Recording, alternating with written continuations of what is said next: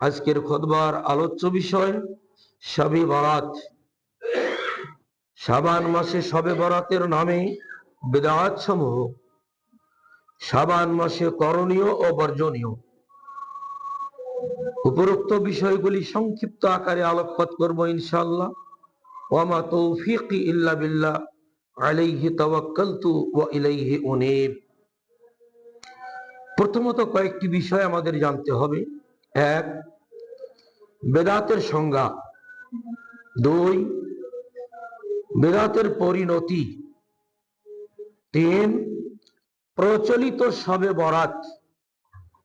চার, এ রাতে কোরআন নাজিল হয়েছে, রিজিক বন্টন হয়, মাইয়েতের রূহ ঘরে আসে, জন্ম যারা যারা নেবে বছর তাদের নাম লিপিবদ্ধ হয়, যারা মৃত্যুবরণ করবে তাদের নাম লেখা হয়। এগুলির দলিল আছে কি? পাঁচ, শাবান মাসে করণীয় কি ও বর্জনীয় কি, এই বিষয়গুলি সংক্ষিপ্ত আকারে কোরআন এবং সহিহ সুন্নাহর আলোকে আলোকপাত করব ইনশাআল্লাহ। ওয়া মা তৌফিকি ইল্লা বিল্লাহ, আলাইহি তাওয়াক্কালতু ওয়া ইলাইহি উনীব। আমাদের জানা দরকার বিদআত কাকে বলে। তারিফুল বিদআহ, বিদআতের আবিধানিক অর্থ হচ্ছে আল বিদআতু হিয়া কুল্লু মা আহদাসা আলা গায়রি মিসালিন সাবিকিন। বিদআত হচ্ছে ওই সকল বিষয়, নতুন সৃষ্টি, যেগুলির উদাহরণ ছাড়াই সৃষ্টি করা হয়, সেটাই হলো বিদআত। এটা হলো আবিধানিক অর্থ। শরঈ অর্থে বিদআত কাকে বলে? আল বিদআতু হিয়া তরিকাতুল মুখতারিআতু ফিদ-দীনি তুযাহি আশ-শরীআহ ইউকসাদু বিহা আত-তাকাররুবু ইলাল্লাহ ওয়া লাম ইয়াকুম আলা সিহহাতিহা দালিলুন শরঈয়্যুন সহিহুন আসলান ওয়াসফান। আল্লাহর নৈকট্যের লাভের উদ্দেশ্যে শরীয়তের ভেতরে, শরীয়তের আদলে নতুন আবিষ্কার করার নামই হচ্ছে বিদআত। এক কথায় পারিভাষিক অর্থে সুন্নতের বিপরীতেই হচ্ছে বিদআত, এটার নামই হচ্ছে বিদআত।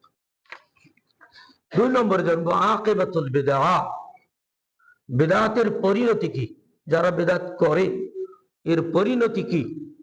আপনারা সকলেই প্রায় বক্তার মুখে, বক্তৃতার প্রারম্ভে যে কথাগুলি বলে, আল্লাহ রসুল যেভাবে বলতেন, খতিব সাহেব আর আমিও একটু আগে বললাম, সেই বিদআতের পরিণতি সম্পর্কে ওই বক্তব্যের শেষে আল্লাহ রসুল বলেছেন কুল্লু বিদআতিন দালালা ও কুল্লু দালালাতিন ফিন্নার। এ সম্পর্কে একটি হাদিস সহিহ তিরমিজি, আবু দাউদ, নাসাই, ইবনে মাজাতে বর্ণিত হয়েছে। ইরবাজ বিন সারিয়া রাদিয়াল্লাহু তাআলা আনহু হাদিসটির বর্ণনাকারী। তিনি বলেন, সাল্লা বিনা রাসূলুল্লাহ সাল্লাল্লাহু আলাইহি ওয়াসাল্লাম যাতা ইয়াউমিন সুম্মা আকবালা আলাইনা বিওয়াজহিহি।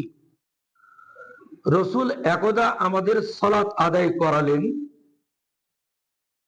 তারপরে তিনি আমাদের দিকে মুখ ঘুরে বসলেন। রাসূল ফরজ সালাত আদায়ের পর কি করতেন? মুক্তাদির দিকে মুখ ঘুরে বসতেন। উনি বসলেন, ফাওয়াযানা মাউইযাতান বালিগাতান, তিনি সার গর্ভ বক্তব্য দিলেন। জারাফাত মিনহাল উয়ুন ওয়া ওয়াজিলাত মিনহাল কুলুব, তার বক্তব্য শুনে আমাদের অনেকের চক্ষু সজল হলো আর অন্তর ভয়ে প্রকম্পিত হলো। মানে এমন তিনি সারগর্ভ বক্তব্য দিলেন, তার বক্তব্য শুনে আমরা অনেকেই কেঁদে ফেললাম, আবার অন্তরে আমাদের অনেকের ভয় ঢুকলো, তাকওয়া ঢুকলো। আমাদের মধ্যে একজন ব্যক্তি বলেন, ফাকালা রাজুলুম মিন্না ইয়া রাসূলুল্লাহ কান্না হাযিহি মাউইযাতু মুওয়াদ্দিইন ফাওসিনা। তার বক্তব্য শুনে একজন সাহাবী বলে ফেললেন, ইয়া রাসূলুল্লাহ, আপনার বক্তব্যে মনে হচ্ছে এটি যেন কোনো বিদায় গ্রহণকারীর শেষ উপদেশ। তার মানে কোনো বিদায় গ্রহণকারী যখন পরিবারের কোনো মুরব্বী যখন দুনিয়া থেকে বিদায় গ্রহণ করে শেষ উপদেশ দেয় কিছু, সেরকমই মনে হচ্ছে আমাদের কাছে। অতএব হাও সেনা, আপনি একটু আরো আমাদের উপদেশ দিন। ঠিক আছে, এবার রাসূল উপদেশ দেওয়া শুরু করলেন। ফাকালা উসিকুম বিত্তাকওয়াল্লাহ ওয়াস-সাম'i ওয়াত-তাআ। তিনি প্রথমে বললেন ইত্তাকুল্লাহ, আল্লাহকে ভয় করবে। সর্বক্ষেত্রে আল্লাহর ভয় তোমাদের মাঝে যেন থাকে। আর দুই, সাম'i ওয়াত-তাআ, নেতার আনুগত্য করবে এবং নেতার কথা মানবে, শুনবে। কোন নেতা? ইমাম। ইমাম বলতে আমি শুধু, ইমাম বলতে পর্যায়ক্রমে রাষ্ট্র পর্যন্ত যত ইমাম আছে, ইমামের কথা শুনবে এবং মানবে। ওয়াইন কানা আবদান হাবাশিয়ান, সেই ইমাম যদি কোনো হাবশি গোলামও হয়, অর্থাৎ আপনার আমার মতো সম্ভ্রান্ত পরিবার থেকে আসেনি, কিন্তু তার মধ্যে কি আছে? তাকওয়া আছে, আল্লাহ ভীতি আছে। ফাইন্নাহু মান ইয়াঈশ মিনকুম বাদি ফাসায়ারা ইখতিলাফান কাসীরা, আমার মৃত্যুর পর তোমরা অনেকেই জীবিত থাকবে, তোমরা অনেক ইখতিলাফ দেখতে পাবে। আলেমদের মধ্যে, ওয়াইজদের মধ্যে, বক্তাদের মধ্যে, ইউটিউবারদের মধ্যে অনেক তোমরা ইখতিলাফ দেখতে পাবা। বলবেন হুজুর তখন তো ইউটিউবার ছিল না, রাসূল কি কথা বলছেন? রাসূল এমন একটা ভাষা বলছেন, সায়ারা ইখতিলাফান কাসীরা, অচিরেই তোমরা আমার মৃত্যুর পর অনেক মতভেদ দেখতে পারবে। এর মধ্যে ঢুকছে সব, সোশ্যাল মিডিয়াও ঢুকছে এর মধ্যে। পরবর্তীতে আরো যত টিউটার আসবে, যেমন একটা গল্প বলি, একটা কার্টুন ছবি দেখছিলাম এটা পেপারে।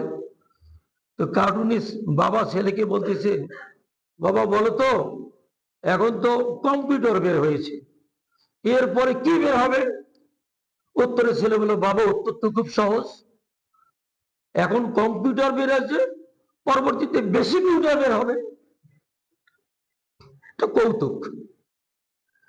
এইরকম যত বেশি কম্পিউটার বের হবে, সে কথাগুলি সব আল্লাহ রাসূল বলে গেছেন, এর ভেতরেই সব রয়েছে।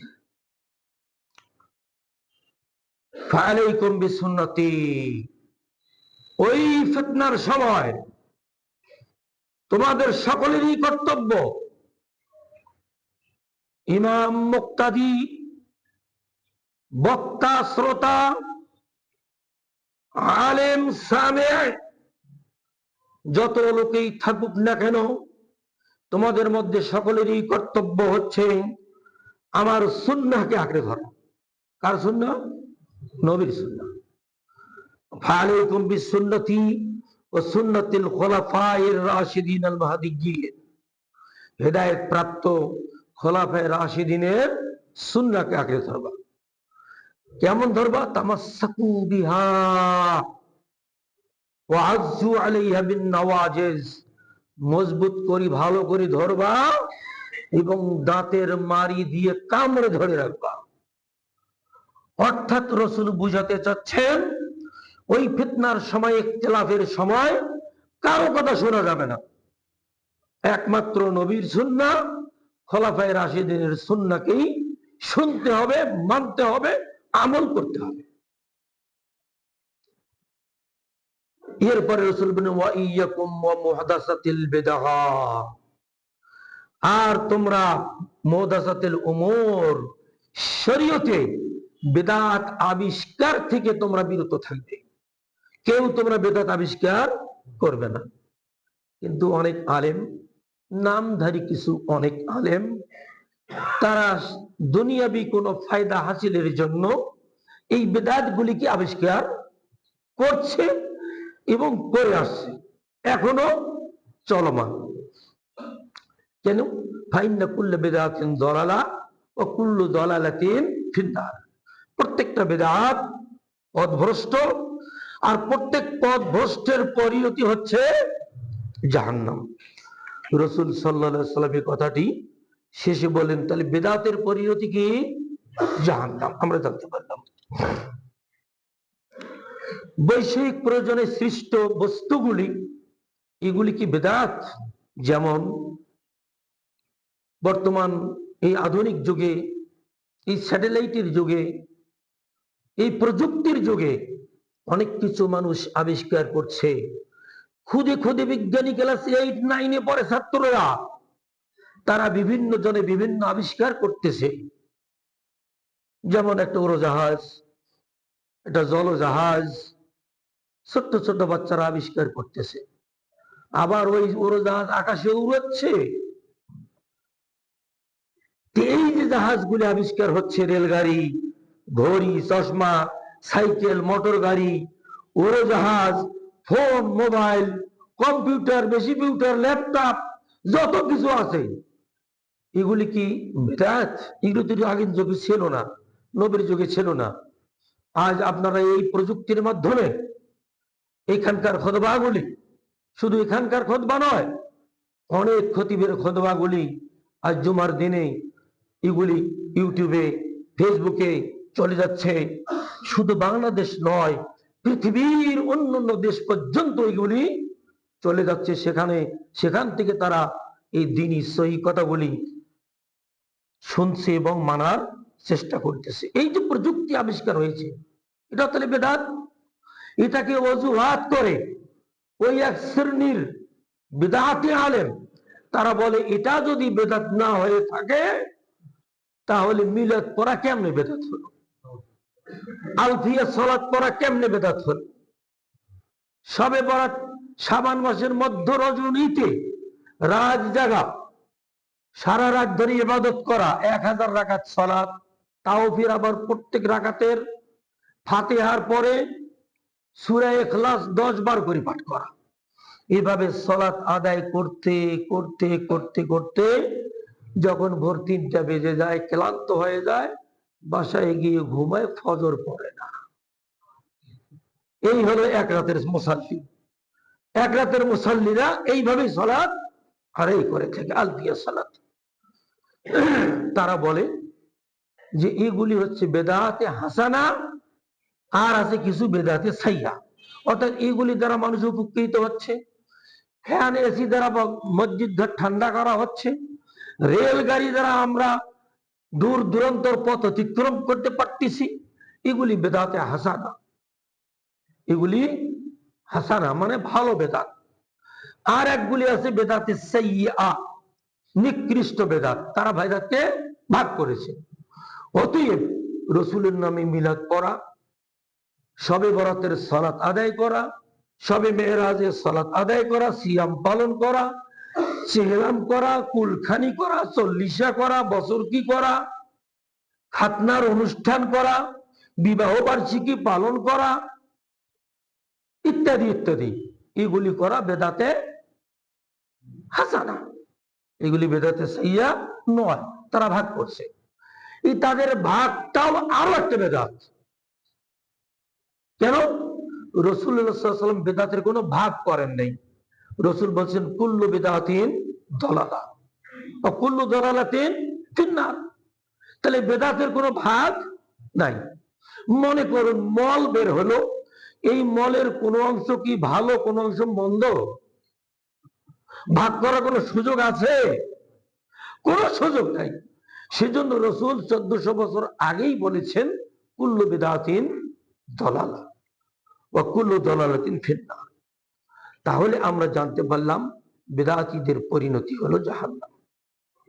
এবার আসি 3 নম্বর, প্রচলিত শবে বরাত লাইলাতুন নিসফি মিন শাবান। এই লাইলাতুল নিসফি মিন শাবান, এটাকে শবে বরাত বা লাইলাতুল বারাত নামে এখন আখ্যায়িত করা হয়ে থাকে। অর্থাৎ শাবান মাসের মধ্য রজনীতে 14 তারিখ দিবাগত রাতে এটাকে একটা ফজিলতের রাত মনে করা হয়। বলা হয়ে থাকে যে এই রাতে আল্লাহ রাব্বুল আলামিন মানুষের ভাগ্য রচন বন্টন করেন। যত আদম সন্তান জন্মগ্রহণ করবেন তাদের নাম রেজিস্টার করা হয়, যতগুলি মৃত্যুবরণ করবেন তাদের নাম রেজিস্টারে তোলা হয়, কে কতটুকু রিজেক্ট পাবে সেটাও রেজিস্টার করা হয়। অতএব এটা ভালো রাত, এ রাতে ইবাদত বন্দেগী করো, এ রাতে ইবাদত ভাগ্য রজনী রাত, এটার নাম শবে বরাত। শবে বরাত সব বাক্যটা এটা হচ্ছে দুইটা অংশ, দুইটা শব্দ মিলিয়ে একটা বাক্য। সব মানে রাত, আর বরাত মানে ভাগ্য রজনী। তাহলে প্রথম শব্দটা হচ্ছে ফার্সি, দ্বিতীয় শব্দটা হচ্ছে আরবি। ফার্সি এবং আরবি মিলিয়ে একটা বাক্য তৈরি করা নিশ্চয়ই দূষণীয়। একটা ইংরেজি শব্দ আর একটা বাংলা শব্দ দিয়ে একটা বাক্য তৈরি করলে মার্ক বোধহয় আপনি একদম কি পাবেন, গোল্ডেন এ প্লাসের মার্ক পাবেন? কখনো না, এটা ভুল। সেজন্য তারা বলছে এখন লাইলাতুল বরাত, শবে বরাত বাদ দিয়েছে, লাইলাতুল বরাত, লাইল মানে রাত্রি, বরাত ভাগ্য রজনী, লাইলাতুল বরাত। আচ্ছা দেখি এই ভাগ্য রজনীর রাত সম্পর্কে কোন দলিল আছে কিনা। ওনারা এর দলিল বের করেছেন। কি কি দলিল? যেমন সূরা দোখান 44 নম্বর সূরা 4 এবং 5 নম্বর আয়াত, 3 এবং 4 নম্বর আয়াত দিয়ে তারা বলে থাকেন আল্লাহ রাব্বুল আলামিন সূরা দোখানে বলেছেন ইন্না আনজালনাহু ফি লাইলাতিন মুবারাকা, আমি এই কোরআন বরকতময় রাতে নাজিল করেছি। মুবারাকা মানে বরকতময় রাত। ইন্না কুন্না মুনজিরিন, আমি সতর্ককারী, অর্থাৎ আমি বান্দাদেরকে সতর্ক করছি। ফিহা ইউফরাকু কুল্লু আমরিন হাকিম, প্রত্যেক প্রজ্ঞাপূর্ণ বিষয়গুলি এ রাতেই স্থির করা হয়। আল্লাহ কোরআনে বলছেন এই রাত বলতে শবে বরাতকেই বোঝানো হয়েছে। কারা বলে? বেদাতীরা বলে। আচ্ছা আমরা দেখি সাহাবীগণ, তাবিঈগণ, সালফে সালেহিনগণ এই আয়াতের ব্যাখ্যায় কি বলছেন দেখা যায়। আব্দুল্লাহ বিন আব্বাস রাদিয়াল্লাহু তাআলা আনহু, রাইসুল মুফাসসিরিন, যাকে বলা হয় মুফাসসিরিনের নেতা, সবচেয়ে বড় মুফাসসির সাহাবীদের মধ্যে ছিলেন কে? আব্দুল্লাহ বিন মাসউদ রাদিয়াল্লাহু তাআলা আনহু। আব্দুল্লাহ বিন আব্বাস রাদিয়াল্লাহু তাআলা আনহু তিনি বর্ণনা করতেছেন যে এই আয়াতের ব্যাখ্যা তিনি ওই আয়াত দিয়ে করেছেন যে আয়াত সূরা কদরে রয়েছে। আল্লাহ বলছেন ইন্না আনজালনাহু ফি লাইলাতুল কদর, আমি এই কোরআন নাজিল করেছি কদরের রজনীতে। কদরের রজনী কোন মাসে আছে? আল্লাহ রাব্বুল আলামিন সূরা বাকারার 185 নম্বর আয়াতে বলেছেন শাহরু রমাজান আল্লাযী উনজিলা ফীহিল কুরআন, রমাজান মাসে কোরআন নাজিল করা হয়েছে। তাহলে আল্লাহর কথা রমাজান মাসে কোরআন নাজিল করা হয়েছে। কোন রাতে নাজিল করা হয়েছে? কদরের রাত্রে। তাহলে এখানে সূরা দোখানের মুবারাকা রাত বলতে, বরকতওয়ালা রাত বলতে কোন রাত বোঝানো হয়েছে? কদরের আর এক নাম হচ্ছে মুবারাকা, লাইলাতুল মুবারাকা। এটাকে আবার ডাইভার্ট করে শবে বরাতে কেন আনে? এটা আনার কোনো যুক্তি নেই, কোন তাফসীরকারক এভাবে লেখেন নেই। এমনকি হানাফি ভাইদের বড় আলেম আশরাফ আলী থানভী রাহিমাহুল্লাহ তিনিও তাফসীর বায়ানুল কোরআনে উর্দু ভাষায় তিনি উল্লেখ করেছেন बाज़ मुफस्सिरीन का बयान है कि ये बरकत वाली रात शाबान की 15 रात है।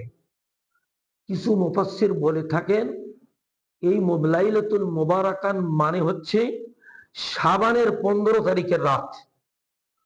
लेकिन ये कौल आयत शाहरु रमजान अल्लज़ी उनज़िला फ़ीहिल कुरआन के मुखालिफ है, কিন্তু এই বক্তব্য আল্লাহর ওই আয়াতের বিরোধিতাকারী, মুখালিফ, বিপক্ষে যায় এই বক্তব্য। কোন বক্তব্য? আল্লাহ বলছেন শাহরু রমাজান আল্লাযী উনজিলা ফীহিল কুরআন, আল্লাহ কোরআন রমাজান মাসে নাজিল করেছেন। তাহলে শাবান মাসে নাজিল করেননি।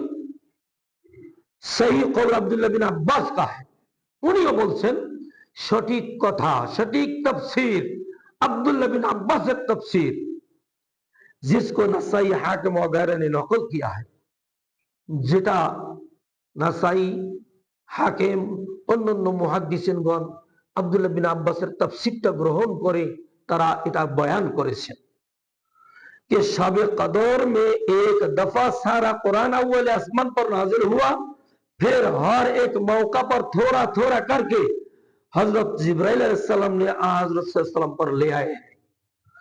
गोटा कुरान एक राते शबे कदरेर रात्रे रमजान मासेर लाइलातुल कदरे আল্লাহ নাজিল করেছেন লৌহে মাহফুজে। সেখান থেকে আস্তে আস্তে আস্তে আস্তে 23 বছরে প্রয়োজন মাফিক আমাদের রাসূলের উপর নাজিল খতম শেষ করেছেন। এটাই হলো সহি কথা।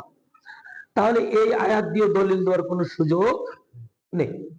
দেখবেন কিন্তু বড় বড় কিছু কিছু বিদআতপন্থী ইউটিউবাররা ইউটিউবে খুব জারি বক্তব্য মারবে, আপনারা বক্তব্যগুলি শুনে তাদের এবং এগুলো একটু বিশ্লেষণ করেন। আল্লাহ তো আপনাদেরকে জ্ঞান দিয়েছেন, সেটু জ্ঞানের খাতায় একটু লেখেন এবং ওটাকে অনুধাবন করেন যে আল্লাহ এই আয়াত দ্বারা কোন আয়াতকে বুঝাচ্ছেন। এক আয়াত আর এক আয়াতের তাফসীর, এক শব্দ আর এক কোরআনের শব্দের তাফসীর। ওখানে আল্লাহ বলছেন লাইলাতুল কদর, এখানে আল্লাহ বলছেন লাইলাতুল মুবারাকা, অর্থ একই, বরকত সমৃদ্ধ রজনী আর কি ভাগ্য রজনী। ভাগ্য রজনী হচ্ছে রমজান মাসের শেষ দশকের বেজর রাত্রে। রাসূল বলছেন আবার লাইলাতুল কদর কোথায়? রমজানের শুরুতে, রমজানের শেষ দশকের বেজর রাত্রিগুলিতে। তাহলে ওই সময় আল্লাহ কোরআন নাজিল করেছেন, শাবান মাসে আল্লাহ কোরআন নাজিল করেন না। আরো দলিল দেয় হাদিস দিয়ে। আমি 4টা হাদিস আপনাদের সামনে অনুবাদ করে যাচ্ছি।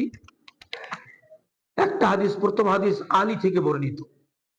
عن علي بن ابي طالب رضي الله تعالى عنه قال قال رسول الله صلى الله عليه وسلم اذا كانت ليله النصف من شعبان فقوموا ليلا وصوموا نهارها। রাসূল সাল্লাল্লাহু আলাইহি ওয়াসাল্লাম বলেছেন, যখন মধ্য শাবানের রজনী আসবে তোমরা ওই রাত জাগবে এবং পরদিন সিয়াম পালন করবে। কেন? ফাইনাল্লাহু ইয়ানজিলু মিনা ফিহা লিগুরুবিশ শামসি ইলা সামাইদ দুনিয়া। ওই রাত সূর্য ডুবার সাথে সাথেই আল্লাহ নিজ আসমানে নেমে আসেন। ফায়াকুল, এবং বলতে থাকেন আলা মিন মুস্তাগফিরিন ফাগফির আলা, ক্ষমা প্রার্থনাকারী কেউ আছে আমি ক্ষমা করে দেব। আলা মুস্তারজিকিন ফারজুকা, রিজিক প্রার্থী কেউ আছে আমি তাকে রিজিক বর্ধিত করে দেব।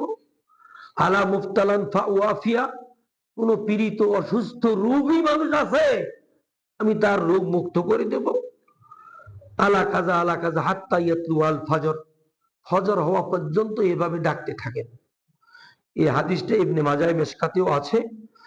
এই হাদিসটার বিষয়ে মন্তব্য হচ্ছে হাদিসটা মওযু। কেন? এর একজন রাবী ইবনে আবি সাবরা, তিনি হাদিস নিজে লিখতেন, রচনা করতেন, রচনা করে এই হাদিসগুলি বলে বেড়াইতেন। ওই একজন রাবী এই হাদিসের বর্ণনাকারীর মধ্যে আছে, সেজন্য মুহাদ্দিসিনগণ এই হাদিসকে প্রত্যাখ্যান করেছেন। 2 নম্বর আরেকটা হাদিস, এই হাদিস যে সহিহ হাদিসের বিপরীত। আল্লাহ রাব্বুল আলামিন শুধু শাবানের মধ্য রজনীতেই নিচের আসমানে নামে আসেন না, বরং প্রতি রাতের শেষ প্রহরে তিনি নিচে নামেন। সহিহ বুখারীর হাদিস। আবু হুরায়রা বলেন রাসূল সাল্লাল্লাহু আলাইহি ওয়াসাল্লাম বলেছেন ইয়ানজিলু রাব্বুনা তাবারাকা ওয়া তাআলা কুল্লা লাইলাতিন ইলাস সামাইদ দুনিয়া, আল্লাহ রাব্বুল আলামিন প্রত্যেক রাতে শেষ দুনিয়ার আসমানে নেমে আসেন। হিনা ইয়াবকা সুলুসুল লাইলে, রাতের যখন 3 অংশ 1/3 অংশ বাকি থাকে। ইয়াকুল মান ইয়াদউনি ফাস্তাজিব লাহু, যে আমার কাছে ডাকবে আমাকে ডাকবে আমি তার ডাকে সাড়া দিব। মান ইয়াসআলুনি ফাউতিয়াহু, যে আমার কাছে চাবে আমি তার চাওয়া পূরণ করব। ওয়া ইয়াকুলু মান ইয়াস্তাগফিরুনি ফাগফির লাহু, যে আমার কাছে জীবনে পাপ করছে অনেক, পাপের জন্য ক্ষমা চাবে, আমি তাকে ক্ষমা করে দেব। রাওয়াহুল বুখারী, সহিহ হাদিস। তার বোঝা গেল আলী বিন আবি তালেবের হাদিসটা ইবনে মাজায় বর্ণিত হয়েছে, ওই হাদিসটা এটা সহিহ হাদিসের কি মুখালিফ, বিপরীত। তাহলে সহিহ হাদিসের বিপরীত হলো এক, দুই নম্বর একজন জাল রাবী এখানে রয়েছে, অতএব এই হাদিস আমলযোগ্য নয়। দুই নম্বর হাদিস আয়েশা থেকে বর্ণিত, তিনি বলেন আন্না নবী আল্লাহ সাল্লাল্লাহু আলাইহি ওয়াসাল্লাম قال هل تدرين فيها ما في هذه الليله। আয়েশা, তুমি কি জানো এই শাবানের মধ্য রজনীতে কি হয়? قالت ما فيها يا رسول الله। আয়েশা বললেন, জিজ্ঞেস করলেন কি হয় ইয়া রাসূলুল্লাহ? فقال فيها ان يكتب كل مولود من بني آدم في هذه السنه। এবছর যত আদম সন্তান জন্মগ্রহণ করবে তাদের রেজিস্টার করা হয়। وفيها ان يكتب كل هالك من بني آدم في هذه السنه। এবছর যত বনি আদম মৃত্যুবরণ করবে তাদের রেজিস্টার করা হয়। وفيها ترفع اعمالهم وفيها تنزل ارزاقهم। বান্দার আমল এই রাত্রে আল্লাহর কাছে উঠানো হয় এবং বান্দার রিজিক নির্ধারণ করা হয়। এই হাদিসটা বাইহাকিতে বর্ণিত হয়েছে, মিশকাতও আছে, মিশকাত দ্বিতীয় খণ্ড 304 পৃষ্ঠা পাবেন, হাদিস নম্বর 1305, ওখানে বিস্তারিত বর্ণনা দেওয়া আছে। এই হাদিস বিষয়ে মন্তব্য, এই হাদিসের একজন রাবী বর্ণনাকারী হাজ্জাজ বিন আরতাদকে মুহাদ্দিসিনগণ জয়ীফ বলেছেন। এই রাবীর কারণে হাদিসটি কি জয়ীফ, অতএব এই হাদিস আমলের যোগ্য নয়। 3 নম্বর আবু মুসা আশআরী থেকে একটি হাদিস বর্ণিত, তিনি বলেন রাসূলুল্লাহ সাল্লাল্লাহু আলাইহি ওয়াসাল্লাম বলেছেন ইন্নাল্লাহ তাআলা লা ইয়াত্তালিউ ফি লাইলাতিন নিসফি মিন শাবান। আল্লাহ মধ্য শাবানের রজনীতে বান্দার দিকে উকি মারেন। ফায়াগফিরু লিজামিই খালকিহি, সমস্ত বান্দাকে আল্লাহ মাফ করে দেন, ইল্লা লিমুশরিকিন আও মুশাহিনিন। ওয়া ফি riwayati আহমদ কাতিল নাফসিন। আল্লাহ প্রত্যেক বান্দাকে মাফ করে দেন, তবে মুশরিক যারা শিরিক করে এবং যারা পরস্পর হিংসা বিদ্বেষ করে তাদেরকে মাফ করেন না। আহমদের রাওয়ায়াতে রয়েছে যারা হত্যাকারী, আত্মহত্যাকারী, তাদেরকে আল্লাহ মাফ করেন না। এই যে হাদিসটা, এই হাদিসটাও জয়ীফ। এর শাইখ আলবানী রাহিমাহুল্লাহ বলেছেন হাদিসটার সনদ অত্যন্ত দুর্বল, জয়ীফ। এটা আপনি পাবেন মিশকাত তাহকিক 1306 নম্বর হাদিসে। আগেরটা গেল 1305 নম্বর হাদিস, এটা 1306 নম্বর হাদিস। আর একটা হাদিস বলে শেষ করছি। আয়েশা থেকে বর্ণিত, তিনি বলেন ফাকাততু রাসূলুল্লাহ সাল্লাল্লাহু আলাইহি ওয়াসাল্লাম লাইলাতান ফাইযা হুয়া বিল বাকি। এক রাতে রাসূলকে আমার বিছানায় পেলাম না। আমি খুঁজতে খুঁজতে খুঁজতে খুঁজতে বাকি কবরস্থানে গিয়ে তাকে পেলাম, যেটা আমাদের ভাষায় জান্নাতুল বাকি বলি, হাদিসের ভাষায় বাকি কবরস্থান। ফাকালা, আয়েশা বলছেন আমি যখন গেলাম রাসূলের কাছে, তিনি বললেন আকুনতে তাখাফিনা আন ইয়াহিফাল্লাহু আলাইকা ওয়া রাসূলুহু। হে আয়েশা, তুমি কি আশঙ্কা করেছো আল্লাহ এবং তার রাসূল তোমার উপর অবিচার করেছেন? অর্থাৎ আজকের রাতে তোমার বিছানায় থাকার কথা, আমি না থেকে অন্য কোনো স্ত্রীর ঘরে গেছি, এরূপ কি ভাবছো? আয়েশা বলেন কুলতু ইয়া রাসূলুল্লাহ ইন্নী যানানতু আন্নাকা আতাইতা বাযা নিসাইক। হ্যাঁ, আমি ধারণা করেছি আমার বিছানা থেকে তো উঠে আপনি অন্য কোন স্ত্রীর ঘরে প্রবেশ করেছেন। এবার রাসূল বলেন শোনো আয়েশা, এখন তো আমাকে দেখলাম আমি কোথায় আসছি, শোনো। ফাকালা ইন্নাল্লাহ তাআলা ইয়ানজিলু লাইলাতান নিসফি মিন শাবান ইলাল সামাই দুনিয়া। এই মধ্য রজনী, শাবানের মধ্য রজনীতে আল্লাহ রাব্বুল আলামিন নিচের আসমানে নেমে আসেন। ফায়াগফিরু লি আকসারি মিন আদাদে শারে গানামে কালবিন। গণম কালব গোত্রের ছাগলের গায়ে যতগুলি লোম থাকে ওই লোম সংখ্যক পরিমাণ মানুষকে আল্লাহ মাফ করে দেন। সুবহানাল্লাহ বলবেন? জাল হাদিস, জয়ীফ হাদিস, মাফ করে দেন। এই হাদিসটা ইমাম তিরমিজি বর্ণনা করেছেন। বর্ণনা করার পর ওয়াকালা তিরমিজি, ইমাম তিরমিজি স্বয়ং বলেছেন, সামিতু মুহাম্মাদান ইয়ানি বুখারী ইউযাইফু হাযাল হাদিসা, আমি আমার ওস্তাদ ইমাম বুখারীকে বলতে শুনেছি তিনি এই হাদিসকে অতি দুর্বল বলেছেন, এই হাদিসকে অতি দুর্বল। এগুলি সহ আরো কিছু কিছু জাল জয়ীফ হাদিস নিয়ে মিডিয়াতে উপস্থাপন করে বাংলাদেশের মানুষ সহ এই উপমহাদেশে যতগুলি মুসলিম নামধারী মানুষ আছে তাদেরকে বিভ্রান্ত করার চেষ্টা করে তারা। অতএব আপনাদের সকলকেই এটার থেকে বিরত থাকতে হবে। বিদআত মুক্ত আমল করলে আল্লাহ রাব্বুল আলামিন তা কবুল করবেন, আর বিদআত যুক্ত আমল করলে আল্লাহ রাব্বুল আলামিন ভালো মন্দ সবগুলি ধ্বংস করে দেবেন। কেন? বিদআত মিশ্রিত আমল আল্লাহ রাব্বুল আলামিন কবুল করেন না। অতএব মধ্য শাবান উপলক্ষে আমাদের সবাইকে বিদআত মুক্ত আমল করার তৌফিক দান করুন, আমিন। আর একটি কথা না বললেই নয়, এই শবে বরাতকে কেন্দ্র করে আর একটি বহুল প্রচলিত বিদআত আমাদের সমাজে এখনো চালু আছে, সেটা হলো শবে বরাতের হালুয়া রুটি। কেন করা হয়? রসুলের উপর খুব ভালোবাসা দেখানোর জন্য। রসুল সাল্লাল্লাহু আলাইহি সাল্লামের উহুদের যুদ্ধে দাঁত শহীদ হয়ে গিয়েছিলেন, সেজন্য তিনি শক্ত জিনিস চিবিয়ে খেতে পারেননি।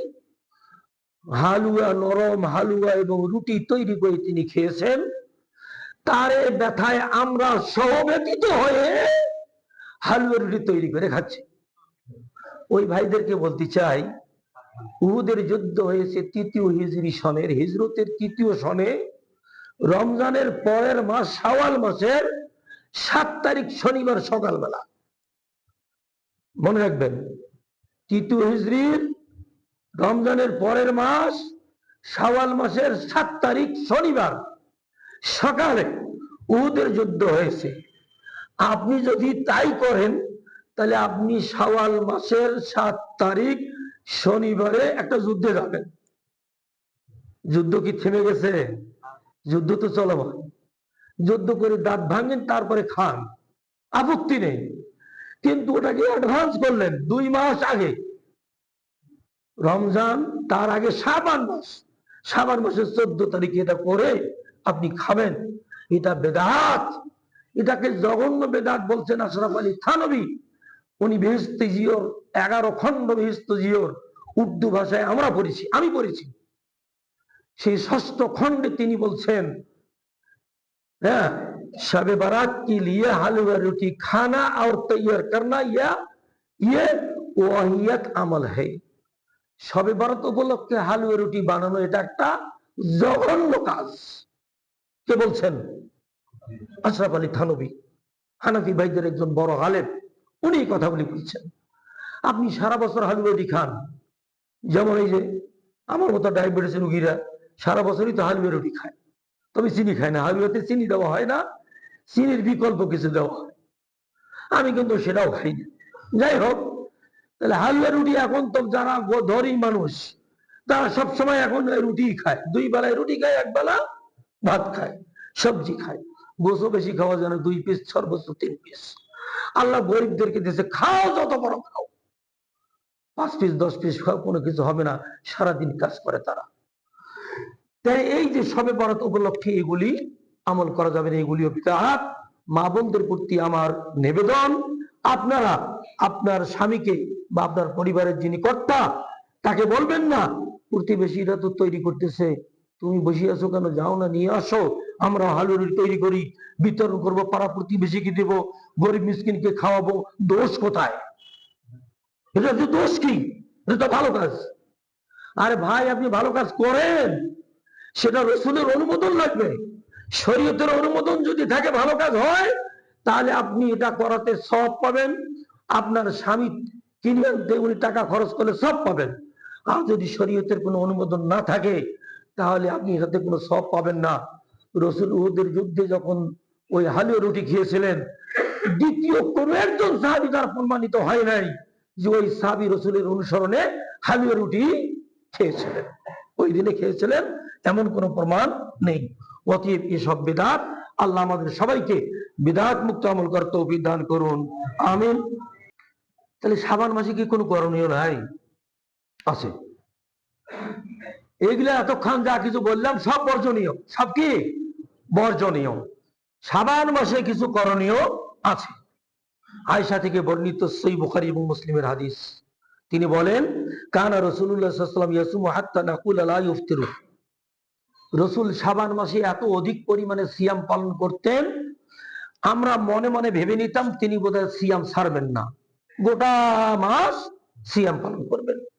আবার কোন কোন বছর দেখছি ওয়াইফতিরু হাত্তা নাকুল লা ইয়াসুম, তিনি শাবান মাসে একদম সিয়াম শুরুই করলেন না। আমরা ভাবলাম তিনি বোধহয় আর সিয়াম রাখবেন না। তার মানে হাদিস থেকে বোঝা গেল রাসূল সাল্লাল্লাহু আলাইহি ওয়াসাল্লাম শাবান মাসে অধিক পরিমাণে সিয়াম পালন করতেন। ওমর রাআইতু রাসূলুল্লাহ সাল্লাল্লাহু আলাইহি ওয়াসাল্লাম ইস্তাকবালা সিয়ামা শাহরিন ক্বাত্তুন ইল্লা রমাযান। আয়েশা বলেন, পূর্ণ এক মাস সিয়াম পালন করতে আমি নবীজিকে দেখি নাই, রমজান ব্যতীত। রমজান ব্যতীত পূর্ণ এক মাস তিনি বেশি সিয়াম, এক মাস সিয়াম পালন করেন নাই। আরো কি, ওমর রাআইতু ফি শাহরিন আকসারা মিনহু সিয়ামান ফি শাবান, কোন মাসে তিনি অধিক নফল সিয়াম রেখেছেন শাবান মাস অপেক্ষা, এমন কোন মাস দেখি নেই। তার মানে রাসূল সাল্লাল্লাহু আলাইহি ওয়াসাল্লাম শাবান মাসে অধিক পরিমাণে নফল সিয়াম রেখেছিলেন।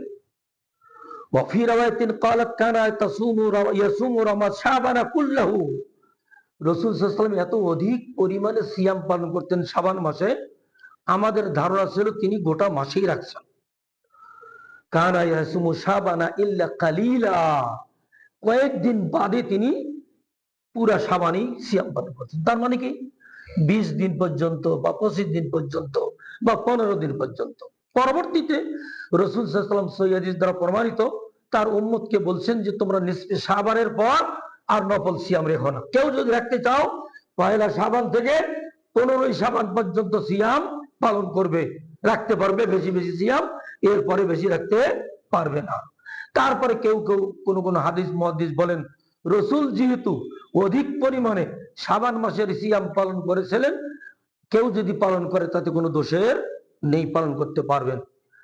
আর যারা প্রত্যেক মাস চন্দ্র মাসের 13, 14, 15 তারিখ সিয়াম পালন করেন, তারা এই শাবান মাসেও সিয়াম পালন করবেন। আপনি কোনো মাস পালন করেন নাই, এখানে একটু বেদাতের প্রতি আকৃষ্ট হয়ে কিভাবে বেদাতটাকে সুন্নাহ করা যায়, হুজুর আমি 13, 14, 15, 3 তারিখ 3টা দিন রোজা রাখবো, সুন্নাত পালন হবে। যদি আপনার নিয়তে থাকে কোনো মাসে রাখেন নেই, শুধু এই মাসে রাখবেন, তাহলে এটা বেদাত। যারা প্রত্যেক আল্লাহ রাসূল সাল্লাল্লাহু আলাইহি ওয়াসাল্লাম প্রতি সপ্তাহে 2টি করে সিয়াম রাখতেন, সোমবার বৃহস্পতিবার, প্রত্যেক মাসে তিনি 3টা করে সিয়াম রাখতেন, সহিহ হাদিস দ্বারা প্রমাণিত। চন্দ্র মাসের 13, 14, 15। এখন অনেক মুসাল্লি, অনেক ভাই বোন এই সিয়ামগুলি পালন করেন, এটাই হলো রাসূলের প্রকৃত সুন্নাত।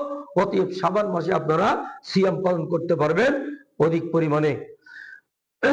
যায়েদ বিন হারিসা রাদিয়াল্লাহু তাআলা আনহু জিজ্ঞেস করেন, ইয়া রাসূলুল্লাহ, আপনাকে শাবান মাসে বেশি সিয়াম পালন করতে দেখি, এর কারণ কি? জিজ্ঞেস করলেন তাকে কারণটা কি?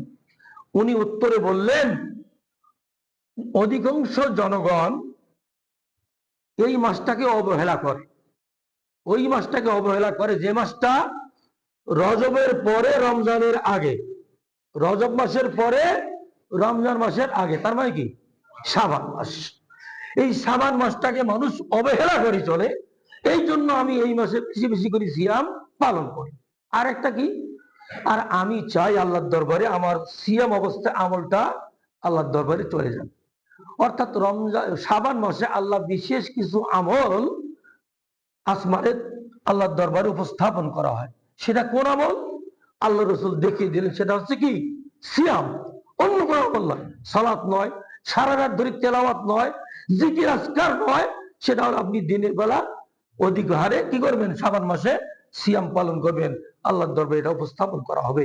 রাসূল এই কারণে রেখেছিলেন, আল্লাহ রাসূলের সুন্নাহকে, প্রকৃত সুন্নতকে অনুসরণ করার তৌফিক দান করুন। আমিন।